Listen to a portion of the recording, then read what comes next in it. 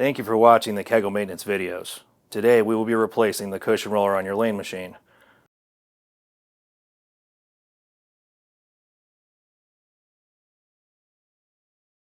Before we begin, you'll notice I've removed some components from the lane machine. Your recovery tank. We also plugged off the vacuum hose lines to prevent any drips. Then we'll also move your cleaner tip over to the 10-pin side. With the machine stood up in the transport position, we will now be focusing on the lower cushion area arm here. You'll notice I have taken the liberty of removing the 10-pin side guard. If you need assistance removing the guard, please refer to the guard removal video. In order to remove the cushion roller, you will locate the 7/16 inch cushion stud and the 7/16 hex bolt on the outside of the machine.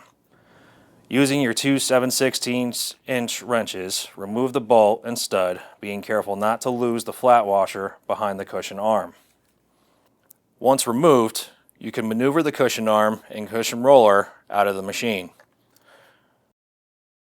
While the cushion roller is out, take the time to clean the surrounding area, as well as inspecting the hardware for the other cushion arm, being sure all is tight. While placing the cushion arm onto the cushion roller, you will notice that the stem protrudes past the bushing. We've included 4 shim washers with your new cushion roller to prevent this. Typically, we will start with 2 on each side, and after adding the cushion arm, you will notice it no longer protrudes.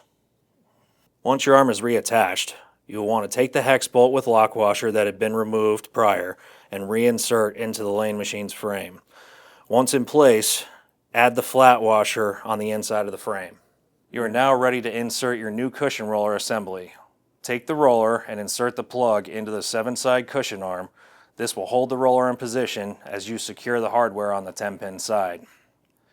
Place the cushion arm over the hex bolt. Replace the cushion roller stud and finger tighten.